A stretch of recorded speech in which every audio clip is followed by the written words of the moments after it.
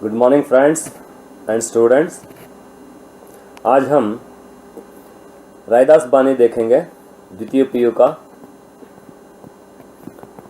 रैदास बानी यानी वाणी, यानी उनके पद को रैदास बानी कहा गया है। रैदास को रैदास या रविदास भी कहते हैं। ಅಂದರೆ ಇವರಿಗೆ ರವಿದಾಸ ಅಥವಾ ರೈದಾಸ್ ಅಂತಲೂ ಸಹ ಕರೀತಾರೆ. ಇವರು ಒಬ್ಬ ಸಂತ ಕವಿ. ಜ್ಞಾನಮಾರ್ಗಿ ಶಾಖೆಗೆ ಸಂಬಂಧಪಟ್ಟಂತಹ ಕವಿಗಳನ್ನು ಸಂತ ಕವಿ ಅಂತ ಕರೀತಾರೆ. ಜ್ಞಾನಮಾರ್ಗಿ ಅಂತ ಅಂದರೆ ಜ್ಞಾನದ ಮೂಲಕ ದೇವರನ್ನ ಕಂಡುಕೊಳ್ಳೋದಕ್ಕೆ ಪ್ರಯತ್ನ ಪಡ್ತಕ್ಕಂಥದ್ದು. ಹೇಗೆ ನಮ್ಮಲ್ಲಿ ವಚನಕಾರರು ಅರಿವೇ ಗುರು ಅಂತ ಹೇಳ್ತಾರೋ, ಹಾಗೆ ಆ ಅರಿವನ್ನು, ನಾಲೆಡ್ಜನ್ನು ಪಡೆಯೋದಕ್ಕೆ, ಅದರ ಮುಖಾಂತರ ದೇವರನ್ನು ಪಡೆಯೋದಕ್ಕೆ ಪ್ರಯತ್ನ ಪಡ್ತಕ್ಕಂಥವ್ರು. ಸೊ ಸಂತ ಕವಿ ರೈದಾಸ್ ಅಥವಾ ರವಿದಾಸ್. ಸೊ ಇವರ ಬಗ್ಗೆ ಒಂದು ಕಥೆ ಇದೆ. ಇವರು ಮೀರಾಬಾಯಿ ಅಂತ ಏನು ಕೃಷ್ಣನ ಭಕ್ತಳಿದ್ದಾಳೆ, ನೀವು ಫಸ್ಟ್ PUC ಓದಿದ್ದೀರಿ ಮೀರಾಬಾಯಿ ಕೆಪ್ಪದ್ದು. ಆ ಮೀರಾಬಾಯಿಯ ಗುರುಗಳು ಅಂತ ಸಹ ಹೇಳ್ತಾರೆ. ಮೀರಾಬಾಯಿ ಒಬ್ಬ ಚಿಕ್ಕ ಹುಡುಗಿಯಾಗಿದ್ದಾಗ ಇವರು ಅವರ ಒಂದು ರಾಜ್ಯಕ್ಕೆ ಅಥವಾ ಅವರ ಮನೆಗೆ ಭೇಟಿ ಕೊಡ್ತಾರೆ. ಆಗ ಆ ಹುಡುಗಿ, ಸಣ್ಣ ಮಗು ಮೀರಾಬಾಯಿ, ನನಗೆ ಏನು ತಂದಿದ್ದೀರಾ ಅಂತ ಕೇಳ್ತಾರೆ. ಆಗ ಇವರು ರವಿದಾಸ ಅಥವಾ ರೈದಾಸ ತಮ್ಮ ಕೈಯಲ್ಲಿದ್ದ ಶ್ರೀಕೃಷ್ಣನ ಒಂದು ಮೂರ್ತಿಯನ್ನು ಅಥವಾ ಒಂದು ಗೊಂಬೆಯನ್ನು ಕೊಟ್ಟುಬಿಟ್ಟು ಮೀರಾಬಾಯಿಗೆ ಹೇಳ್ತಾರೆ, ನಿನ್ನ ಗಂಡನ ತಂದಿದ್ದೀನಿ ತಗೋ ಅಂತ ಹೇಳ್ತಾರೆ. ಸೊ ಆಗಿನಿಂದ ಶ್ರೀಕೃಷ್ಣ ತನ್ನ ಪ್ರಿಯಕರ ಅಥವಾ ಗಂಡನ ರೀತಿಯಲ್ಲಿ ಮೀರಾಬಾಯಿ ಭಕ್ತಳಾಗಿ ಆರಾಧನೆಯನ್ನು ಮಾಡೋದಕ್ಕೆ ಶುರು ಮಾಡ್ತಾರೆ. ಹಾಗಾಗಿ ಇವರು ಮೀರಾಬಾಯಿಯ ಗುರುಗಳು ಅಂತಲೂ ಸಹ ಉಲ್ಲೇಖ ಇದೆ. ಸೊ ಇವರ ಬಗ್ಗೆ ಪರಿಚಯ ಏನು ಹೇಳಿದ್ದಾರೆ ನೋಡೋಣ. कवि परिचय। भक्ति काल के निर्गुण संतों में संत रैदास का नाम बड़े आदर के साथ लिया जाता है. ನಿರ್ಗುಣ ಅಂತಂದರೆ ಯಾವುದೇ ಗುಣಗಳು ಇಲ್ಲದೆ ಇರತಕ್ಕಂಥದ್ದು, ಯಾವುದೇ ಆಕಾರ ಇಲ್ಲದೆ ಇರತಕ್ಕಂಥದ್ದು, ಅಂತಹದ್ದನ್ನು, ಆ ರೀತಿಯ ಒಂದು ಭಕ್ತಿಯನ್ನು ನಿರ್ಗುಣ ಭಕ್ತಿ ಅಂತ ಕರೀತಾರೆ. ಸಗುಣ ಮತ್ತು ನಿರ್ಗುಣ ಎರಡು ಪಂಥಗಳಿವು. ನಿರ್ಗುಣದಲ್ಲಿ ಮತ್ತೆ ಎರಡು ಭಾಗ ಆಗುತ್ತೆ, ಜ್ಞಾನಮಾರ್ಗಿ ಮತ್ತು ಪ್ರೇಮ ಮಾರ್ಗಿ ಅಂತ. ಜ್ಞಾನಮಾರ್ಗಿಯ ಒಬ್ಬ ಕವಿ, ಪ್ರಸಿದ್ಧ ಕವಿ ಕಬೀರು. ಪ್ರೇಮ ಮಾರ್ಗಿಯ ಕವಿ ಮಲಿಕ್ ಮೊಹಮ್ಮದ್ ಜಾಯ್ಸಿ. ಸೊ ಸಗುಣ ಭಕ್ತಿಯಲ್ಲಿ ಎರಡು ಶಾಖೆ ಇದೆ, ರಾಮಭಕ್ತಿ ಮತ್ತು ಕೃಷ್ಣ ಭಕ್ತಿ ಅಂತ ಹೇಳಿ. ರಾಮಭಕ್ತಿಯ ಪ್ರಮುಖ ಗುರು ತುಳಸಿದಾಸು, ಕೃಷ್ಣ ಭಕ್ತಿಯ ಪ್ರಮುಖ ಗುರು ಸೂರದಾಸು. ಸೊ ಇದನ್ನು ಸ್ವಲ್ಪ ನೆನ್ಪಿಟ್ಕೊಂಡ್ರೆ ಸಾಕು ನೀವು. ಸೊ ಇವರ ಹೆಸರನ್ನು ನಿರ್ಗುಣ ಸಂತ ಕವಿಗಳಲ್ಲಿ ಬಹಳ ಗೌರವದಿಂದ ತಗೊಳ್ತಾರೆ. ಆಪ್ಕ ಜ್ಞಾನ ಸತ್ಸಂಗ ಏವಂ ಲೌಕಿಕ ಅನುಭವಕ ಪ್ರತಿಫಲ ಥಾ. ಇವರ ಒಂದು ಜ್ಞಾನ ಸತ್ಸಂಗದಿಂದ ಬಂದಂತಹ ಮತ್ತು ಲೌಕಿಕ ಅನುಭವಗಳಿಂದ ಬಂದಂತಹ ಒಂದು ಪ್ರತಿಫಲ ಆಗಿತ್ತು. ಅಂದರೆ ಅದರಿಂದ ಬಂದಂತಹ ಒಂದು ನಾಲೆಡ್ಜ್ ಆಗಿತ್ತು, ಅದರ ರಿಯಾಕ್ಷನ್ ಆಗಿತ್ತು. ಅಂದರೆ ಎಕ್ಸ್ಪೀರಿಯನ್ಸ್ ಮೂಲಕ ಇವರು ನಾಲೆಡ್ಜನ್ನು ಹೊಂದಿದ್ರು ಅಂತ ಹೇಳ್ತಾರೆ. आप अपने आचरण में संत और साधना में भक्त थे. ಇವರು ಆಚರಣೆಯಲ್ಲಿ ಸಂತರು ಮತ್ತು ಸಾಧನೆಯಲ್ಲಿ ಭಕ್ತರು ಆಗಿದ್ರು. ಅಂದರೆ ಸಂತರಾಗಿ ಬದುಕ್ತಾ ಇದ್ರು ಮತ್ತು ಭಕ್ತರಾಗಿ ಸಾಧನೆಯನ್ನು ಮಾಡ್ತಾ ಇದ್ರು. आपकी भक्ति सरल और सहज है.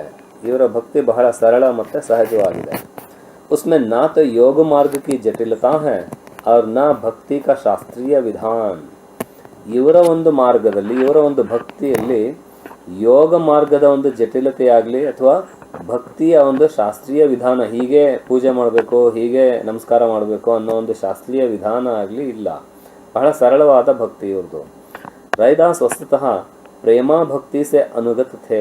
ಇವರು ದೇವರನ್ನ ಪ್ರೀತಿಯಿಂದ ಗೆಲ್ತಕ್ಕಂಥದ್ದು ಅಥವಾ ಪ್ರೀತಿ ಮೂಲಕ ಅವನನ್ನು ಪಡಿತಕ್ಕಂಥ ಒಂದು ಭಾವನೆಯನ್ನು ಹೊಂದಿದ್ರು. ಆಪ್ಕಿ ವಾಣಿ ಮೇ ಭಕ್ತಿ ಭಾವನಾ समाज का व्यापक हित, मानव प्रेम आदि को स्थान मिला है. ಇವರ ವಾಣಿಯಲ್ಲಿ ಅಂದರೆ ಇವರ ಪದ್ಯಗಳಲ್ಲಿ ಭಕ್ತಿಯ ಭಾವನೆ, ಸಮಾಜದ ಒಂದು ಹಿತ ಮತ್ತು ಮನುಷ್ಯನಿಗೋಸ್ಕರ ಆಗಿ ಪ್ರೀತಿಯನ್ನು ತೋರಿಸ್ತಕ್ಕಂತಹ ಒಂದು ಭಾವನೆಗಳು ಇದ್ದಾವೆ. आपकी वाणी में भक्ति भावना, समाज का व्यापक हित, मानव प्रेम आदि को स्थान मिला है. आपके भजन एवं उपदेशों से ಲೋಗ್ ಪ್ರೇರಿತ ಹೋಕರ್ ಅನ್ಯಾಯಿ ಬನ್ ಜಾತೆ ಥೇ. ಇವರ ಭಜನೆಯಿಂದ, ಇವರ ಉಪದೇಶಗಳಿಂದ ಪ್ರಭಾವಿತರಾಗಿ ಜನ ಇವರ ಅನುಯಾಯಿಗಳಾಗ್ತಾ ಇದ್ರು, ಫಾಲೋವರ್ಸ್ ಆಗ್ತಾ ಇದ್ರು. ಆಪ್ಕಿ ವಾಣಿ ಕಾ ಪ್ರಭಾವ ಸಮಾಜ ಕೆ ಸಭಿ ವರ್ಗೋಂ ಪರ್ ವಿದ್ಯಮಾನ್ ಥಾ. ಇವರ ಒಂದು ಉಪದೇಶದ ಪ್ರಭಾವ ಅಥವಾ ಇವರ ಒಂದು ಪದ್ಯಗಳ ಪ್ರಭಾವ ಎಲ್ಲ ವರ್ಗದ ಜನರ ಮೇಲೆ ಇತ್ತು. ಸಂತ ರೈದಾಸ್ ಜಿ ನೆ अपने आचरण और व्यवहार से प्रमाणित कर दिया है कि मनुष्य अपने जन्म और व्यवसाय के कारण महान नहीं बनता, बल्कि विचारों की श्रेष्ठता और गुण के आधार पर ही ಶ್ರೇಷ್ಠ बनता है. ಇವರು ತಮ್ಮ ವ್ಯವಹಾರದಿಂದ, ತಮ್ಮ ನಡವಳಿಕೆಯಿಂದ, ಆಚರಣೆಯಿಂದ ಏನನ್ನ ಪ್ರೂವ್ ಮಾಡಿದ್ರು ಅಂದರೆ, ಮನುಷ್ಯ ಜನ್ಮದಿಂದ ಆಗಲಿ ಅಥವಾ ಕೆಲಸದಿಂದ ಆಗಲಿ ಮಹಾನ್ ಆಗೋದಿಲ್ಲ. ಯಾವುದೇ ದೊಡ್ಡ ಕೆಲಸ ಮಾಡಲಿ, ಯಾವುದೇ ಚಿಕ್ಕ ಕೆಲಸ ಮಾಡಲಿ, ಅದರಿಂದ ಅವನು ದೊಡ್ಡವನಾಗೋದಿಲ್ಲ.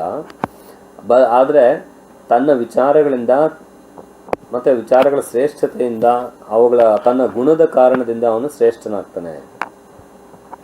ಸೊ ಇದು ಮುಂದಿನ ಪ್ಯಾರಾಗ್ರಾಫು.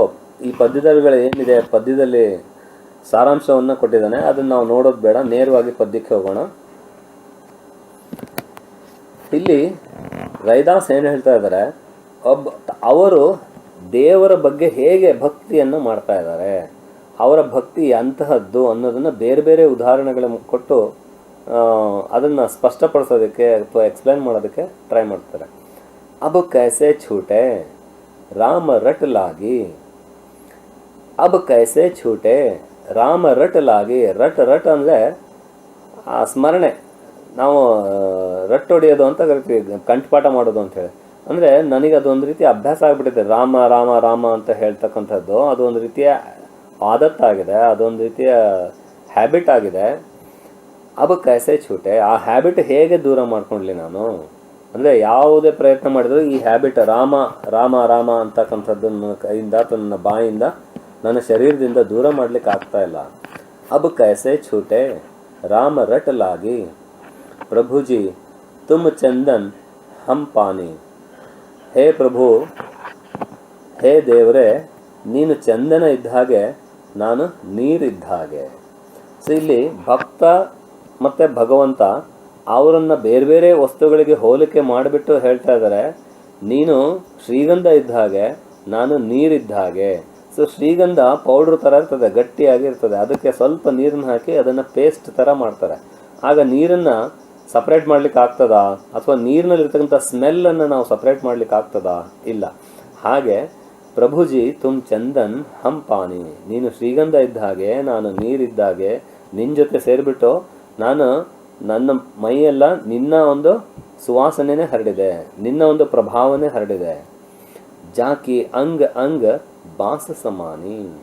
ಬಾಸ್ ಏನೇ ಸ್ಮೆಲ್, ಸುವಾಸನೆ, ಸೆಂಟ್ ಅಂತ ಹೇಳಿ. ಸೊ ಆ ನೀರಿನ ಪ್ರತಿಯೊಂದು ಅಣುವಿನಲ್ಲೂ ಶ್ರೀಗಂಧದ ಒಂದು ಸ್ಮೆಲ್ ಹೇಗೆ ಸ್ಪ್ರೆಡ್ ಆಗ್ತದೋ, ಆ ಸ್ಮೆಲ್ ಹೇಗೆ ಅದರಲ್ಲಿ ಸೇರ್ಕೊಳ್ತದೋ, ಆ ಸುವಾಸನ ಯುಕ್ತ ಆಗ್ತದೋ, ಅದು ಹಾಗೆ ಆ ರಾಮ ಅನ್ನೋದು ನನ್ನ ಶರೀರದಲ್ಲಿ ಸೇರಿದೆ. ಅದನ್ನು ಸಪ್ರೇಟ್ ಮಾಡ್ಲಿಕ್ಕೆ ಆಗೋದಿಲ್ಲ.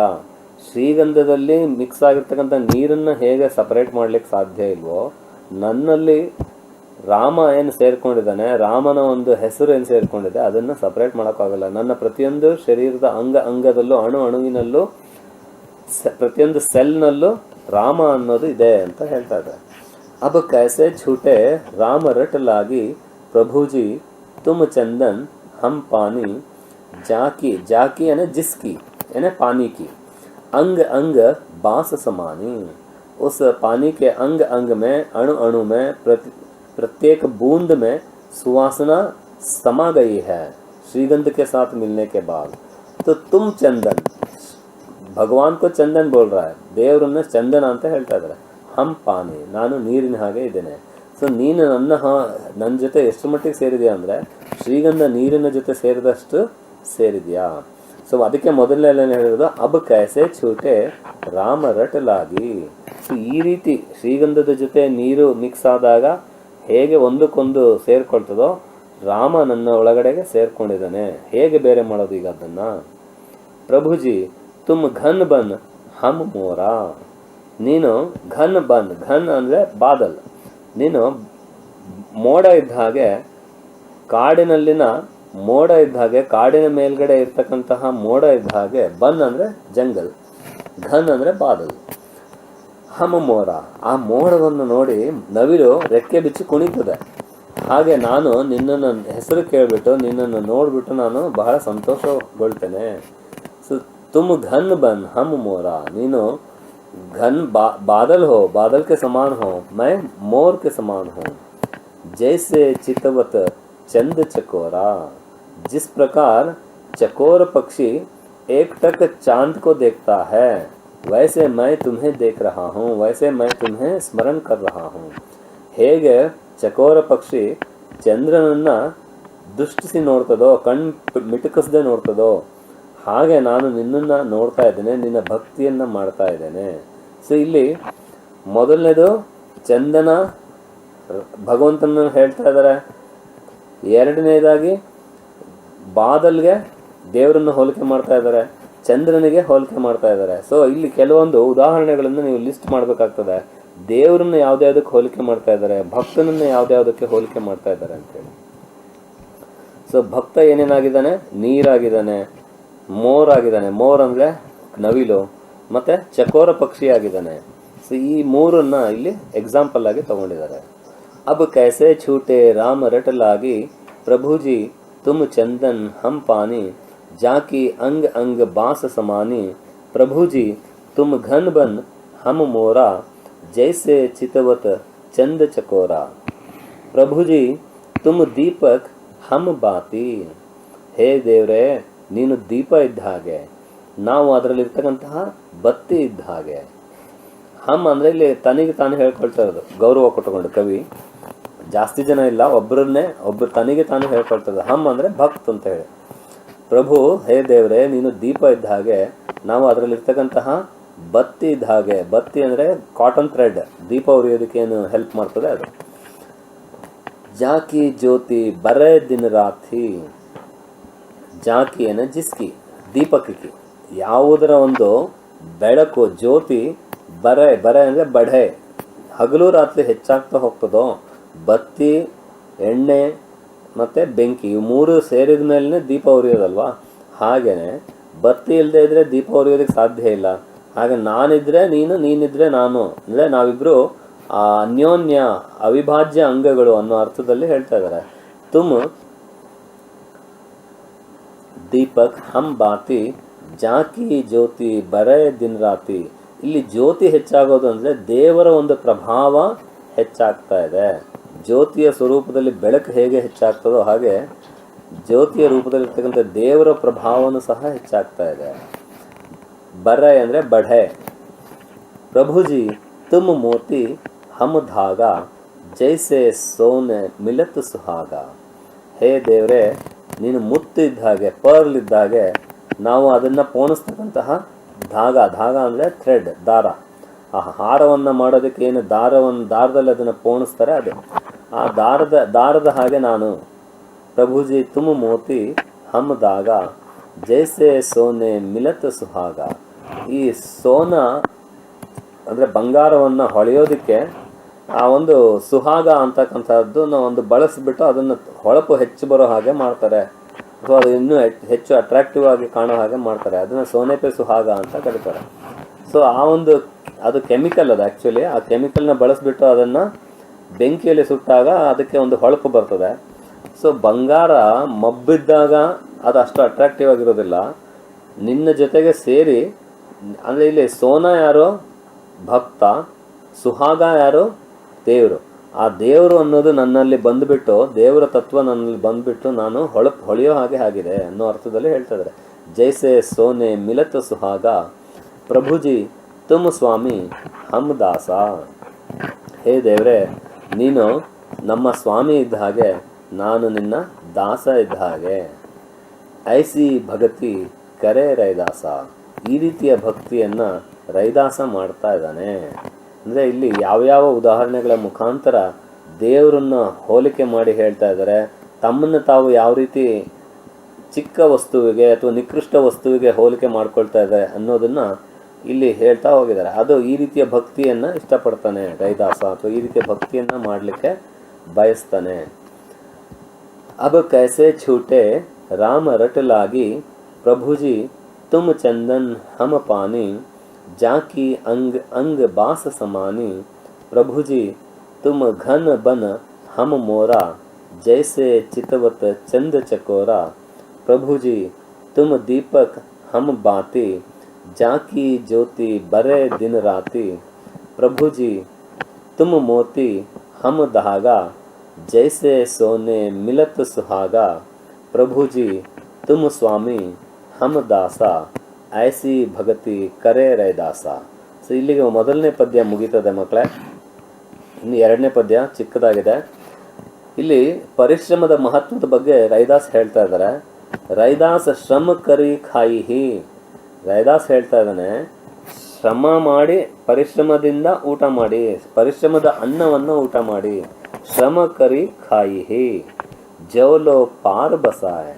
ಇದರಿಂದ ಏನಾಗ್ತದೆ, ನಮ್ಮ ಪರಲೋಕ, ಪಾರ್ ಅಂದರೆ ಪರಲೋಕ, ನಮ್ಮ ಈ ಭೂಮಿಯ ನಂತರದ ಜೀವನ ಏನಿದೆ, ನಾವು ಸತ್ತ ನಂತರ ನಮ್ಮ ಜೀವನ ಏನಿದೆ, ಅದು ಈಗಲೇ ನಾವು ಅದನ್ನು ಸುರಕ್ಷಿತವಾಗಿ ಇಟ್ಟ ಹಾಗೆ. ಅಂದರೆ ನಮ್ಮ ಒಂದು ಪುಣ್ಯ ಅಲ್ಲಿ ಶೇಖರಣೆ ಆಗ್ತಾ ಹೋಗ್ತದೆ, ನಮ್ಮ ಒಳ್ಳೆತನ ಅನ್ನೋದು ನಮಗೆ ಮೂಡ್ತಾ ಹೋಗ್ತದೆ. ಪರಿಶ್ರಮ ಮಾಡೇ ತಿನ್ನಬೇಕು. ಆಗ ನಮ್ಮ ಒಂದು ಆಫ್ಟರ್ ಡೆತ್ ಅಂತ ಏನು ಕರಿತೇವೆ, ಆಫ್ಟರ್ ಡೆತ್ ನಮ್ಮ ಒಂದು ಜೀವನ ಏನಿರ್ತದೆ ಅದು ಚೆನ್ನಾಗಿರ್ತದೆ ಅನ್ನೋ ಅರ್ಥದಲ್ಲಿ ಹೇಳ್ತಾ ಇದ್ದಾರೆ. ರೈದಾಸ್ ಶ್ರಮ ಖರಿ ಖಾಯಿ ಹಿ ಜೋಲೋ ಪಾರ್ ಬಸಾಯ್ ಜಿಸ್ಸೆ ಹಮಾರ ಪಾರ್ ಬಸ್ತಾ ಹೈ. ಇದರಿಂದ ನಮ್ಮ ಪರಲೋಕ, ಪಾರ್ ಅಂದರೆ ಪರಲೋಕ ಒಳ್ಳೇದಾಗ್ತದೆ, ಪರಲೋಕದಲ್ಲಿ ನಮಗೆ ಒಳ್ಳೇದಾಗ್ತದೆ. ನೇಕ್ ಕಮಾಯಿ ಜವು ಕರಯಿ. ನೇಕ್ ಅಂದರೆ ಪ್ರಾಮಾಣಿಕತೆಯ ಕಮಾಯಿಯನ್ನು, ಪ್ರಾಮಾಣಿಕತೆಯ ಸಂಪಾದನೆಯನ್ನು ಜವು ಕರಯಿ. ಜವು ಅಂದರೆ ತುತ್ತು, ಊಟ ಮಾಡಿ ಅಂತ. ಜವು ಕರಯಿ ಪ್ರಾಮಾಣಿಕತೆಯ ಸಂಪಾದನೆಯನ್ನು ಊಟ ಮಾಡಿ. ಕಬಹುನ ನಿಹಫಲ ಜಾ. ಈ ಪ್ರಾಮಾಣಿಕತೆಯ ಒಂದು ಸಂಪಾದನೆ ಏನಿದೆ ಅದು ಯಾವತ್ತಿಗೂ ನಿಷ್ಫಲ ಆಗೋದಿಲ್ಲ. ಸೊ ಬಹಳ ಸುಲಭ ಇದೆ. ಅದು ನಿಷ್ಫಲ ಆಗೋದಿಲ್ಲ ಅಂದರೆ ಅದು ಕರೆಕ್ಟಾಗಿ ನಮಗೆ ತಲುಪ್ತದೆ. ನೀವು ನೋಡಿದಿರಿ, ಯಾರು ಅನ್ಯಾಯದ ಮಾರ್ಗದಲ್ಲಿ ಹಣವನ್ನು ಮಾಡ್ತಾರೆ ಅವರು ಇಲ್ಲ ಹಾಸ್ಪಿಟ್ಲಿಗೆ ಇರ್ತಾರೆ ಅಥವಾ ಬ್ಯಾಡ್ ಹ್ಯಾಬಿಟ್ಸ್ಗೆ ಇರ್ತಾರೆ. ಸೊ ಪರಿಶ್ರಮದ ಸಂಪಾದನೆ ಮಾತ್ರ ನಮಗೆ ಉಳಿತದೆ ಕೊನೆವರೆಗೆ ಅನ್ನೋ ಅರ್ಥದಲ್ಲಿ ಇದನ್ನು ಹೇಳ್ತಾ ಇದ್ದಾರೆ. ರೈದಾಸ್ ಶ್ರಮ ಕರಿ ಖಾಯಿ ಹಿ ಜೌಲೋ ಪಾರ್ ಬಸಾಯ್ ನೇಕ ಕಮಾಯಿ ಜವು ಕರಯಿ ಕಬಹುನ ನಿಹಫಲ ಜಾಯ್. ಇನ್ನು ರಾಜ್ಯ ಅಂದರೆ ಹೇಗಿರಬೇಕು, ಆಡಳಿತ ಅಂದರೆ ಹೇಗಿರಬೇಕು ಅನ್ನೋದ್ರ ಬಗ್ಗೆ ರೈದಾಸ್ ಸಲಹೆ ಸೂಚನೆಗಳನ್ನು ಈ ಪದ್ಯದಲ್ಲಿ ಕೊಡ್ತಾ ಇದ್ದಾರೆ. ಐಸಾ ಚಾಹೋ ರಾಜ್ ಮೇ ಜಹಾ ಮಿಲೆ ಸಬನ್ ಕೋ ಅನ್. ಎಂತಹ ರಾಜ್ಯವನ್ನು, ಎಂತಹ ಆಡಳಿತವನ್ನು ನಾನು ಇಷ್ಟಪಡ್ತೇನೆ. ರಾಜ್ ಅಂದರೆ ಆಡಳಿತ. ಐಸಾ ಚಾಹೋ ರಾಜ್ ಮೇ, ಇಂತಹ ರಾಜ್ಯದಲ್ಲಿ, ಇಂತಹ ಆಡಳಿತದಲ್ಲಿ ನಾನು ಇರೋದಕ್ಕೆ ಇಷ್ಟಪಡ್ತೇನೆ, ಅಂತಹ ಆಡಳಿತವನ್ನು ನಾನು ಇಷ್ಟಪಡ್ತೇನೆ. ಜಹಾ ಮಿಲೆ ಸಬನ್ ಕೋ ಅನ್, ಎಲ್ಲಿ ಎಲ್ರಿಗೂ ಅನ್ನ ಸಿಗುತ್ತೋ, ಊಟ ಮಾಡಲಿಕ್ಕೆ ಯಾರೂ ಉಪವಾಸ ಸಾಯದೇ ಇರ್ತಾರೋ ಅಂತಹ ಒಂದು ಆಡಳಿತವನ್ನು, ಅಂತಹ ಒಂದು ರಾಜ್ಯವನ್ನು ನಾನು ಇಷ್ಟಪಡ್ತೇನೆ. ಛೋಟಾ ಬಡೋ ಸಭ ಸಮ ಬಸೆ. ದೊಡ್ಡವನು ಚಿಕ್ಕವನು ಎಲ್ಲರೂ ಸಮಾನವಾಗಿ ಜೀವನ ನಡೆಸಬೇಕು, ಎಲ್ಲರೂ ಸಮಾನರು ಅನ್ನೋ ಅರ್ಥದಲ್ಲಿ ಜೀವನ ನಡೆಸಬೇಕು. ಛೋಟಾ ಬಡೋ ಸಭ ಅಂದರೆ ಸಬ್ ಅಂತ. ಸಮ ಅಂದರೆ ಸಮಾನತ. ಬಸ ಅಂದರೆ ವಾಸ್ಕರ್ನ, ಜೀವನ್ ಬಿತಾನ. ಸೊ ಚಿಕ್ಕವರು ದೊಡ್ಡವರು ಎಲ್ಲರೂ ಸಮಾನವಾಗಿ ಬದುಕಬೇಕು. ರೈದಾಸರ ಹೇ ಪ್ರಸನ್ನ. ಆ ರೀತಿ ಇದ್ದಾಗ ರೈದಾಸನಿಗೂ ಸಹ ಪ್ರಸನ್ನತೆ ಉಂಟಾಗ್ತದೆ, ಸಂತೋಷ ಉಂಟಾಗ್ತದೆ. ಸೊ ಇಲ್ಲಿಗೆ ರೈದಾಸ್ ಪದ್ಯ ಮುಗೀತದೆ ಮಕ್ಕಳೇ. ನಿಮಗೇನಾದರೂ ಡೌಟ್ಸ್ ಇದ್ದರೆ ನೀವು ಕಾಮೆಂಟ್ ಸೆಕ್ಷನಲ್ಲಿ ಹಾಕ್ಬೋದು. ಹಾಗೆ ನಮ್ಮ ಈ ಒಂದು ಪ್ರಯತ್ನಕ್ಕೆ ನಿಮ್ಮ ಸಬ್ಸ್ಕ್ರಿಪ್ಷನ್ ಮತ್ತು ಶೇರ್ ಮಾಡೋದ್ರ ಮುಖಾಂತರ ನಮ್ಮ ಜೊತೆಗೆ ಸೇರಿರ್ತೀರ ಅಂತ ಹೇಳ್ತಾ ಈ ವಿಡಿಯೋನ ಇಲ್ಲಿ ಮುಗಿಸ್ತಾ ಇದ್ದೇನೆ. ನಿಮ್ಮ ಪ್ರೀತಿಯ ಡಾಕ್ಟರ್ KV ಉಮಾಶಂಕರ್. ಧನ್ಯವಾದಗಳು.